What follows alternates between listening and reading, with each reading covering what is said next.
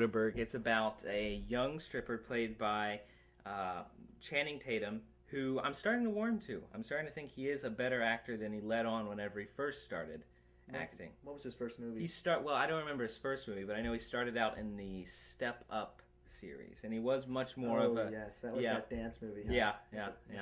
Where he has to work in the dance studio because he's found doing a crime around there. So for community service, and all of that. But now he's been with Steven Soderbergh for a few films. He was in Haywire, which I very much liked Haywire, and now he's here with Magic Mike, which is about Channing Tatum, based loosely on Channing Tatum's experience before he was an actor as a male stripper, and he takes in another man named Alex Pettyfer who's down on his luck living with his sister, and he then teaches him the trades of being a stripper. It also has Matthew McConaughey, who also I think is having someone referred to as a career renaissance, because he's also coming out with Killer Joe, the William Friedkin film, which I'm very excited for, and he was in Lincoln Lawyer, which was all right, but as an actor's piece, he did a very good job in that as well.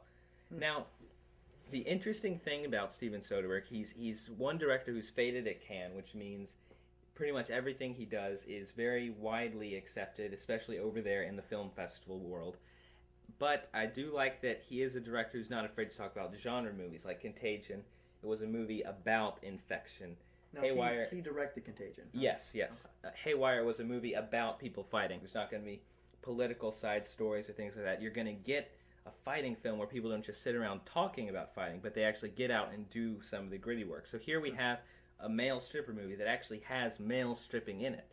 So he doesn't shy away from the genre movies, which I do think is very brave. Now, an interesting fact: you were the only man. Yes, that is true. That is true. I was the only man in the theater watching it. I sat on, well, I'll just say I sat in the front section because I was the only one that would then not be noticed. And I will say there were some elderly women there watching it, which did add a level of uncomfort. But whenever it started, again, it's a very good, it's stylish. He does the whole handheld, which I will say I have my reservations about digital cinema. But in the hands of Steven Soderbergh, I think he handles it very well, because he does get into tight corners and get these tight angles that allow you to see things as if we're really watching someone's life play by on a handheld video. As if we're really watching a man stripping. As if. Wow, that is interesting. Yeah, and I know, and I understand there are many people I talk to that say they don't want to see it because it's a male stripping movie, which it does have male stripping in it, which I do think is very, very brave for him to do. So courageous. No, I will see that movie. I haven't seen it yet, but I will see that movie. I'm not going to not see it just because there are male strippers in it.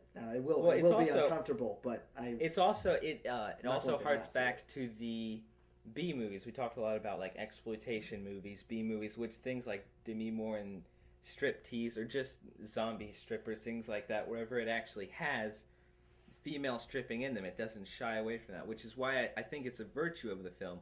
It is predictable. You go in it and you know where it's going to go, you know who he's going to end up with, or else before you see it, if you don't know who he might end up with. So it is very much like, put slot A into slot A, slot B into slot B, and you know where it's going. But it's just very, I think, as you said, I know, courageous to be able to do things like that, but turn the tables and do it on a male audience instead of focusing only on the female audience. Yeah, that is quite brave. Yeah, which I think it turned out very well, and apparently everyone's